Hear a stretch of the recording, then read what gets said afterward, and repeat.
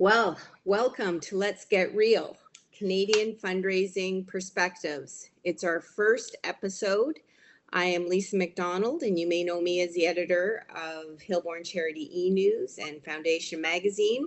And I am joined with my colleagues and friends, Ken Ramsey and Ed Sluga. Ken and Ed, when I looked at your bios, you guys have been around just far too long for me to really give a good picture of who you are and where you've been. Can you just take a minute and just tell us a little bit about, what brings you here today to this point in time and how you've been getting real with fundraising for most of your careers? Ken, I'll start with you. Yeah. I've been around a long time, as you mentioned, Lisa.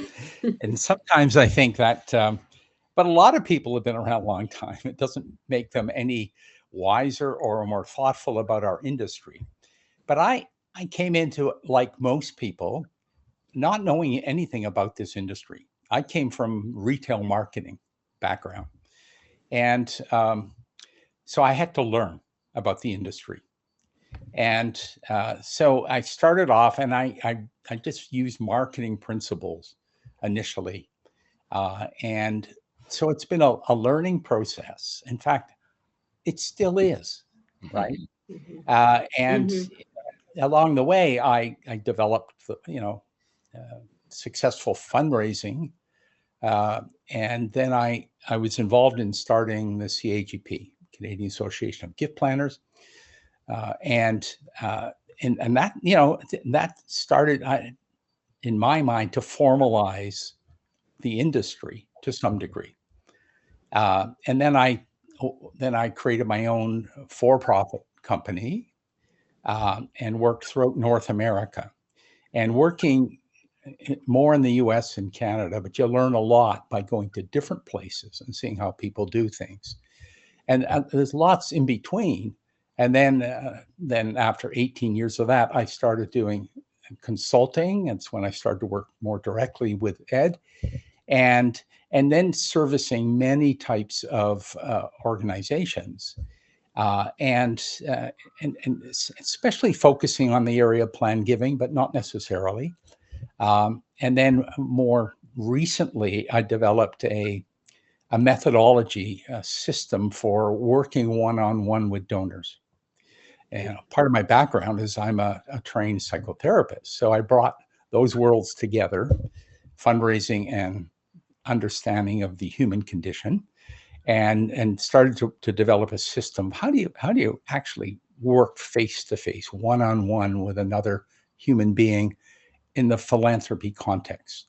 So Ken, that's a sorry to stop you, but is it fair to say that this could be a little bit of a therapy session for us as well then when we're talking here, or am I? I promise not to do therapy. I'm going to jump in and say all consulting is therapy. Yeah. Most of the work we do is therapeutic. Yeah. And Lisa, I will jump in and I'll be a little more like old school CV kind of um, uh, discussion about my background and what got me here.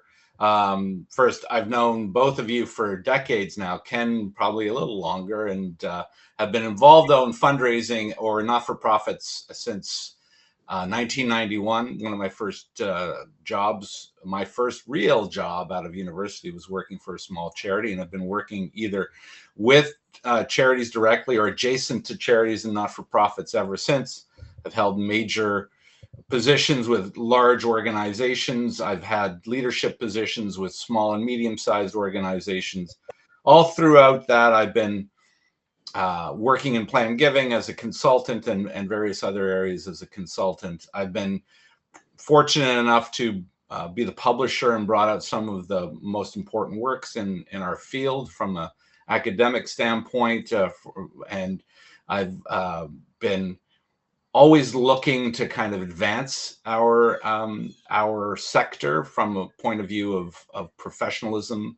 I did that through taking over from Ken as a professor of at the Humber College course, which sadly is no longer here with us. And it's partly, I think, why we're coming together to chat.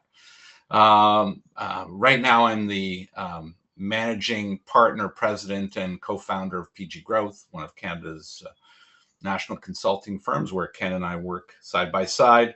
And you can find us on the PG Growth podcast as well, and various other publications that we've made and produced and gotten out into the sector. So 30 years in, here we are chatting away, and hopefully we're going to be able to get real about some of the things that are absolutely on our minds and on the sector's minds. Right. And I want to make it clear that although both of you are kind of sitting in the spaces of plan giving right now, this is not exclusively going to be about plan giving issues. We're taking a much broader approach. And as you know, in my role with Charity E-News, I have the privilege and opportunity to really communicate with a cross section of nonprofit and charity professionals across the country on a variety of subjects. And this is kind of an approach that we want to take with Let's Get Real, is looking widely and at some of the issues that are happening, some of the conversations that are going on, maybe not at the front of the workshops, but at the coffee stations after, and really talk about where we're at and what we can do and to help kind of move things along. I will say that my background also is a little different. I was in journalism, at school, then realized that I didn't actually want to be in front of the camera. And so was really focusing on writing, but managed to end up working for the Terry Fox Foundation very early in my career. And it really kind of set me on a path in terms of my appreciation and relationship with philanthropy and the charitable sector that has stuck with me ever since. And so I'm really interested to kind of participate in these discussions. I've worked in charities. I've been kind of frontline in a communications role for the first kind of third of my career, and then step back into more of the editorial, working with authors, editing books, writing articles, interviewing people. So it's been an interesting journey, and one that brings me here, that I'm really happy to have these discussions. Although it keeps, you keep referring to me as having to herd a bunch of cats. So we'll see how this goes with the two of you. So let's get real, Ken Ramsey. Let's get real. Okay. Tell me why now for this podcast for you. What are we talking about here, and why is the time today that we need to start having conversations like this? I guess the short answer is I don't like the way the profession is headed. And from an empirical point of view, the numbers are obvious. We stagnated as a profession by just about any measurement. And if anything, there's very troubling signs. Fewer people giving, in some cases, a little more average, although it depends on the year, and kind of a fragmentation, a breaking down, as I see it, in our profession. And so the trending to me is worrisome. I also firmly believe, Lisa, that things are going to get tougher. It's going to get tougher to raise a buck in Canada. So are we prepared for that? And kind of on the side here, I believe the charitable sector is critical to the kind of the quality of our society. It's part of it's the only beautiful part of a society, that and some of the arts. And so I think we're going to have to be actually better to keep our society together. And I don't think we have, you know, we don't have the structure, don't have a mature profession to do that. You know, I So what thought, is it? What is it we need to get real about then, Ken? So yeah, what are the things that aren't being talked about that can help us to understand where we're at as a profession? well, it's probably a long list, and things like leadership. Where does the leadership come from? You can start right at the top and say, okay, the governance, the boards, where do they come from? Well, we know where they come from. They come from the business world, almost totally, not exclusively, but certainly the majority. And so they don't bring a history or knowledge of our profession to the table. So that whole governance model it's probably even getting worse, because it used to be that within society, people would raise themselves to a level in business, and then they would move into senior volunteering. Okay. But that's not that tradition is kind of broken down. Then I look at, okay, how does the leadership within the profession, how is that developed? And it's not developed in any cohesive way. Uh, and even training. Ed mentioned that he and I both taught, and we were teaching the most comprehensive fundraising course in Canada at Humber. It was a 1-year postgraduate course, and that you know, and we learned a lot of what people were looking for as fundraisers, Mm-hmm. and you know, that profession of fundraising, which we all work around or in, is falling apart, and to the point where they can't even maintain a course now. So, you know, You different mean level.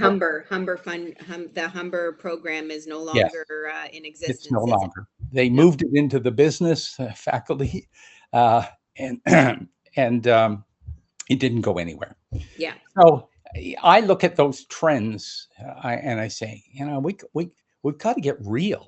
So getting real means getting real about a whole lot of things. Number one is what the problem is, Mm-hmm. or acknowledging we've got a crisis, because I think we do.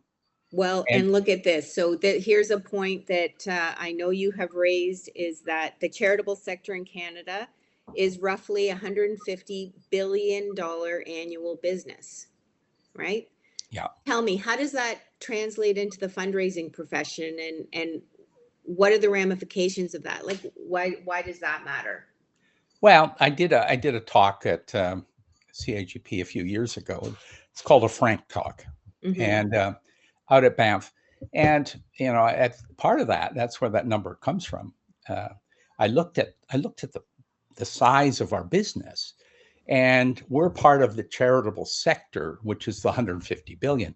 About 10% of it comes from fundraising, roughly $15 billion a year. Okay, what are comparable businesses? And I looked at, you know, the retail marketing business, the marketing side of retailing, marketing side of mining and oil extraction, big, solid, you know, uh, kind of mainstream businesses, and they're the same size as fundraising. So I was looking for points of comparison. Mm-hmm. Okay, and I used to work in the retail marketing industry, so I know it quite well, and I know the training that goes in to that to be a practitioner in that. I know what measurements. We don't have measurements in our business. And we get into all sorts of uh, sort of convolutions about that. I'll reference Dan Pallotta for that. If you want to look into that, just look into Dan Pallotta, Right. and because it's about varying measurements. And so, how do we address what I think is an industry in trouble? That is the fundraising industry, Yeah. and we don't compare. It's like we haven't matured as a profession, and that sounds weird because we've been at it for centuries, but we haven't matured. Okay, how do we do that? Well, the starting point is to get bottom line, truthful, look you in the eye, tell you what's important, and what are we going to do about it as collectively, Yeah. right? And so when the opportunity to work with you two came up, I'm thinking, okay, I'm old, I've got, I don't have a lot of energy left. I'm semi-retired, and but I got a lot of ideas still, and I'm hopeful I can clearly state those and maybe do some shifting in our industry. That's my hope. And Ed? Yeah, so I'm going to say the reason it's a good time. It's always a good time to get real about your profession, and I think I'll kind of connect on what something Ken just said, which is we don't spend a lot of time getting real in our profession. And it's the nature of our profession. It's the nature of not-for-profits and charities and what they do in our society. And in fact, they're the ones making our society pretty livable. The thing that is making our society, and I'm going to talk about Canadian society here, but I would suggest others as well, is that some of the best things that are in our communities, in our provinces, our regions, in our country are driven by not-for-profits and charities. The things that we, at the end of the day, when we down tools in the work that we're doing, we turn to those things for the betterment of life. And all of that is affected by some sort of engagement with the community. And so it's always a good idea to get real about something as important as that. And there is a crisis going on right now. We'll talk a little bit more about it. But the fact is that when something is that important, I think it's important for us to self-examine. Yeah. And take the time for that. And I think a lot of what we do in our sector is praise one another for the work that we're doing. And accentuate the positives, but we don't ever talk about the downside of these things. And what that allows is for others to come in and judge. And if you've been at this long enough, those interesting moments of people coming in from outside of the not-for-profit and charitable sector to tell us what we're doing wrong and how to do it better, and perhaps fill gaps that we are leaving open, is a threat to our sector. And by extension, it's a threat to the way we engage with one another and the things we take for granted in our country, in our provinces, in our communities. And we need to make sure that we're fighting for that. And it's a fight a little bit. And here we are. Let's get real about that. We're fighting. We're fighting for what makes our society truly one of the greatest there is right now. And that's because we are collectively doing these wonderful things together. So let's get real about them. Yeah. Yeah, and I love to hear that passion from both of you, Ken and Ed, because, there's no shortage of passion in the philanthropic sector. And in fact, that's, I think, how we've grown is through love and hope and, a hope for a better day tomorrow. And it's not, it's not just the two of us or the three of us in a room saying there's a real problem in fundraising and we have a crisis. It's a conversation that is happening in pockets, in different places, in different circumstances, with different kind of reasoning behind it. I recently had an article written by Pamela Grow, and I know you both know Pamela and of her background. And her headline was to her article is "It's time we face the crisis in fundraising head on." People are understanding that there are things going on that are not working well. But I want to ask you, before we explore what some of those issues are, I just want to ask you how you feel, though, um, about aligning our values in the philanthropic sector with the needs of the services that are being provided. Pamela refers in her article to a quote from Cecilia Casprin, who says, "We've gotten far too far away from the initial roots from which our work grew, love of humanity. Philanthropy actually means that, and it has become not that." So how do we align philanthropy, love of humanity, with the very real needs of a sector that is accounting for $15 billion annually when it comes to fundraising? I mean, this is real money. These are people's jobs, lives, people who rely on the services, and yet we're philanthropy. So how do those two reconcile?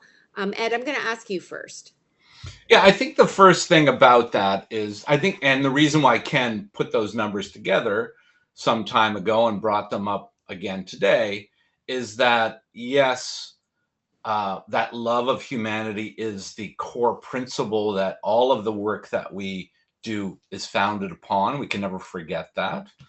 But one would suggest that politics and democracy also are on the same foundational premise. This is about the grouping. This is about us working together to make our societies better places. So, but all of these things need to, not transcend, never forget that the love of humanity is key to what philanthropy is about. But we need to actually, from a sector and from professionals, we need to then become professionals. And I'm going to be really clear and really, again, very frank about this. We don't really focus on that as a professional pursuit. Denny Young, who was is a well-known fundraiser in Canada, well-known, particular in the Greater Toronto Area, and who was at one point the director of that Humber College course, said that this is the only business in Canada worth $15 billion plus on a yearly basis that you can come into with no experience whatsoever within it and take on prominent leadership roles and prominent direct engagement roles with individuals that you're dealing with transactions of 5, 6, 7, 8, 9 figures, and you have no qualifications whatsoever.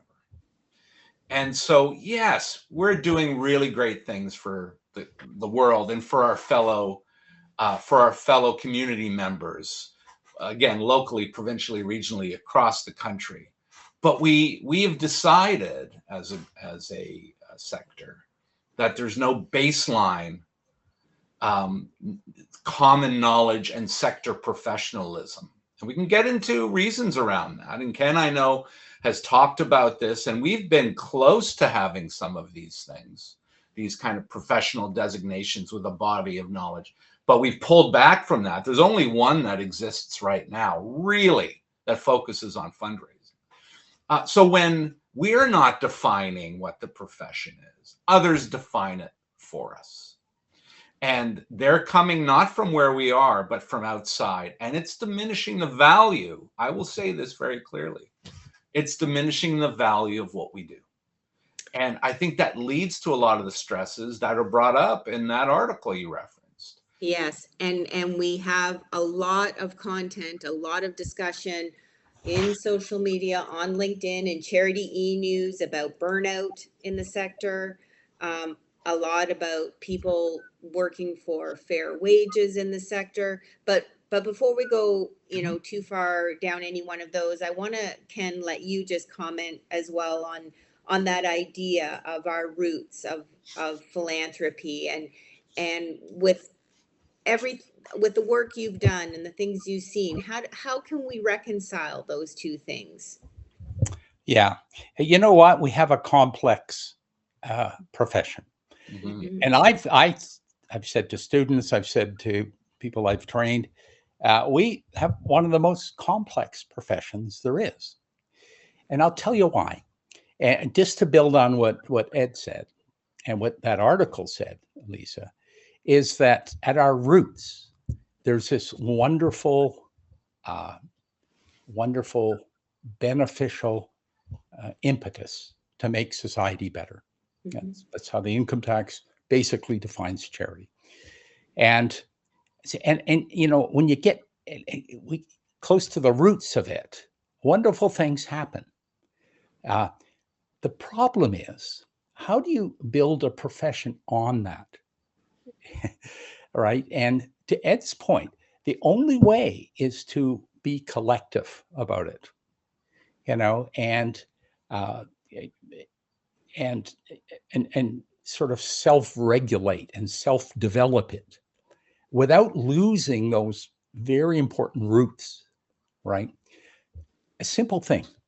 You want to find out about philanthropy, the whole fundraising, the whole profession, go and talk to a donor and look that donor right in the eye and hear their story. Hmm. You'll find the roots of it. And you know, we have got further and further away from that connection with the goodness in other people's hearts, you know. And I was just looking for something. I read this research done by Blackbaud Institute, and in it, I was just rereading it, and it said the number one thing we should do is make better use of technology. That's what it says, right? Mhm. Well, guess what? Blackbaud's in the technology business. Okay, surprise, and it's the furthest thing that from the real truth of what's going to turn this troubling trends around. We have to get back to the roots, but we also have to be. We live in a complex world, right? And yeah, we have to use technology. I don't say we don't, but don't do technology in and leave behind what our roots are, which is looking another human being in the eye and say, uh, we do this kind of work. You know, is this something that touches your heart? Do you want some impact in this? So, So and herein lies the dilemma, right? yeah, So we need to have the donor engagement. We need to have those real conversations, the authenticity, but we also need to be able to apply business principles into how we yeah, serve these donors and are accountable to these donors. And let's get real. It's yeah, really yeah, complicated and hard to do But that. and it is hard to do. And I'm going to say this, that the further look, we need technology. We're using technology today. Later, as soon as we get off of this, we will use technology. We'll use it all day long. We'll get up in the morning and continue to use it. So let's not be anti-technology here, but it does dehumanize to a certain degree.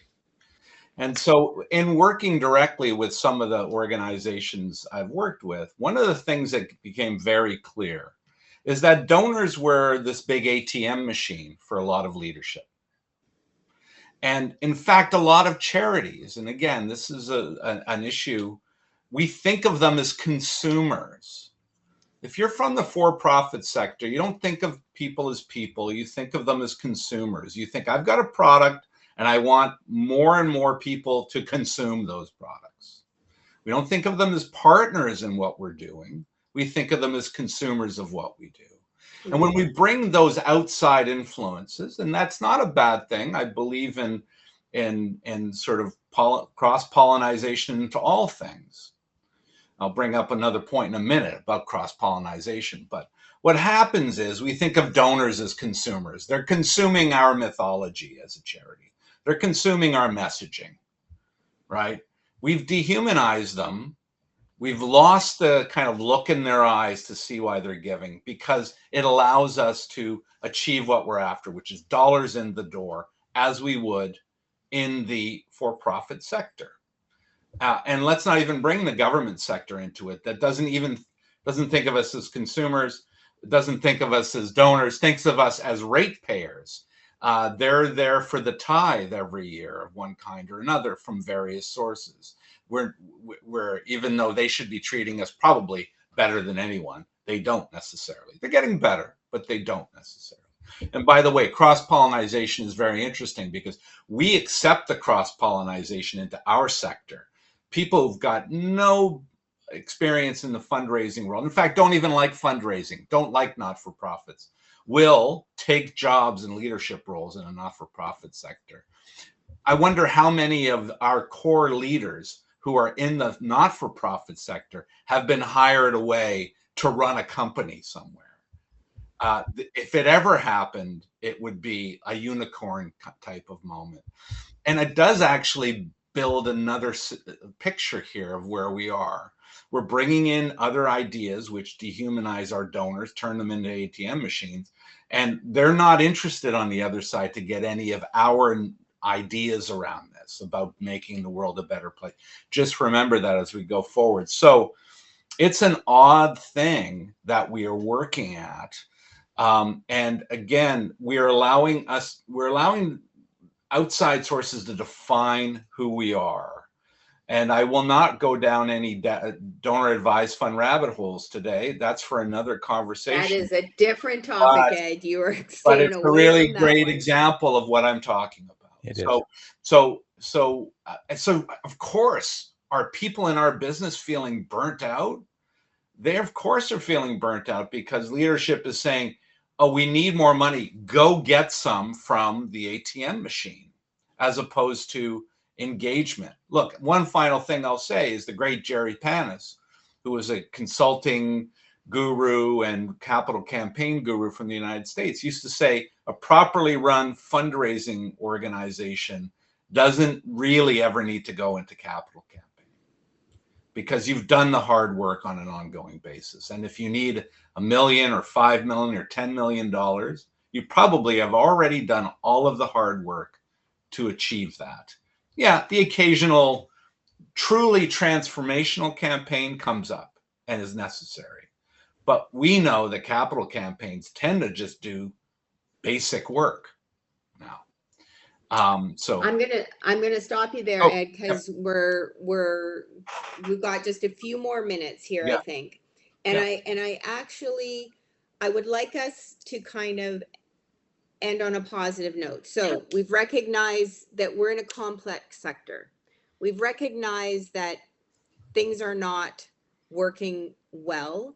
We've even named a few reasons or hypothesized some reasons that that's happening. But I feel like there is some hope. Well, there's a lot of hope, but one area of hope is that we also, I think, can be our own worst critics and think that the situation we're experiencing is kind of the exception in that, you know, things are a bit of a mess. And Ed, I know you have an idea on this and what the reality is. Yeah, let me go first. Okay, you go first, Ben. Okay. Yeah, and it'll be short. There's a thing called collective wisdom. Okay. And I run a men's group of older men, and I say always, you know, we don't have, it's not a lot of structure, but we talk about a lot of things that we're all facing in our lives. And I always say we learn from each other, and collectively we can move mountains. So there's so much collective wisdom in this country in fundraising. It's unbelievable. We don't have mechanisms. We don't have a table to sit around anymore. So I'm hope that this is a start of an enterprise into developing collective wisdom. Yeah, no, fair enough, Ken. And part of that, I think, collective wisdom, or the lack thereof, I would suggest, is what Lisa's kind of referring to, which is most people, and we see this I've been at this consulting side of thing for years now. And what we find is most organizations, most fundraisers within those organizations believe that they are the ones, they're the outliers, that they don't have their act together as a professional, as an organization. And in a lot of ways, they're, apologetic around this. So before I kind of talk about that, I want to say a couple of things. First off, fundraisers are a hopeful group, and they're hopeful because they're it's a funny and odd contradiction. But fundraisers are some of the most entrepreneurial people that you will meet. You know, how else can you find someone to come into an organization and decide they're going to throw a party next year? And that party is going to net 50 cents on the dollar and make 100,000 for a charity. And they're going to walk into that with no structure, no supports, and they're going to make that happen. The fact of the matter is that is small business, large business entrepreneurship at its most refined. So hopeful people who are entrepreneurial enter into that, right? And we get, I think, a bad rap on this side of things as, oh, if only you had more business acumen, you could do this. And it's crazy. We have more business acumen than people realize in our sector. But here's the thing about that person feeling like they're the exception. They're not the exception. Most charities who feel like, as a professional, as a charity, as a not-for-profit, we're not in the right space. Our data is not great. We need to build over here. This isn't working. Our data, we need to acquire more donors. And we're the only ones in the entire country that are like that. No, that's the rule. The exceptions are the ones that have their act together. And I'll use a quote from, or a thought from one of our great friends, Ken's and mine, Dr. Edward Pierce, and years ago from the plan giving side of things. I asked him, how many proactive plan giving programs are there in Canada? And now Dr. Pierce died in 2005, so many years ago. And he said at the time, I don't know, Ed, and he was the expert in Canada, Ken, with all due respect to you, but Dr. Pierce was up there, you and him, maybe the two originators of this. He said, oh, Ed, maybe there's 100 programs in Canada. And I was like, are you serious? He said, yeah, maybe 100 programs. That's all. And so fast forward 20 years, are there 500 truly proactive programs? So I bring that up not to kind of push plan giving, but to say, if you don't have a proactive program, you're a part of the rule rather than the exception. So does that give you pause? Yeah, it should. That's a collective common knowledge moment that Ken's talking about. Pause for a moment. Give yourself a break. It's okay. You're not there.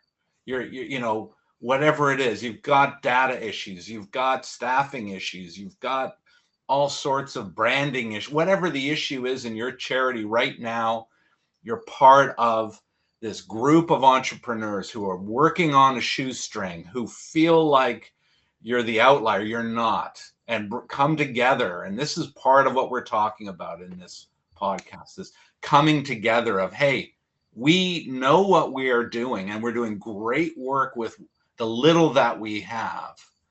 And we're going to define ourselves and we're going to make this society great and wonderful to live in because of the great work that we do. So there is hope here.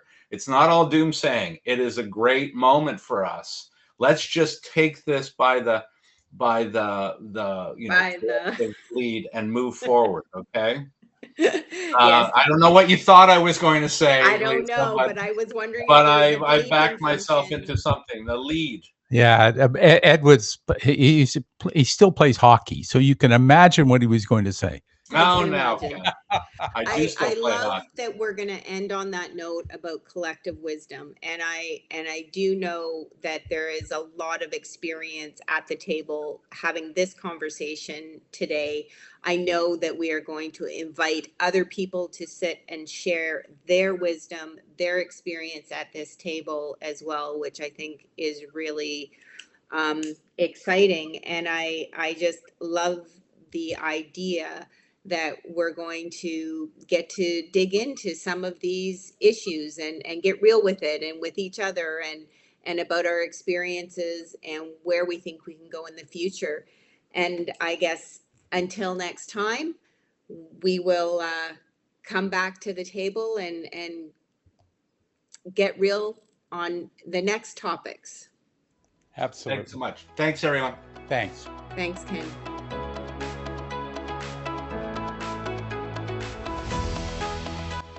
Hey everybody, Ed Sluga here for the Let's Get Real podcast. Thanks again for joining us today. Come back and check us out each week on your podcast app or through YouTube. We're going to bring you great topics, some opinion, a little bit of humor, and hopefully you'll find this informative and important. If you want to learn more about PG Growth, go ahead and look us up on the website, pggrowth.com. Also check out Charity E-News online. And also thanks to our producer and tech lead, Jody Barron Sluga, for making all of this happen. Until next time, and let's be charitable and let's get real about fundraising. Thanks so much.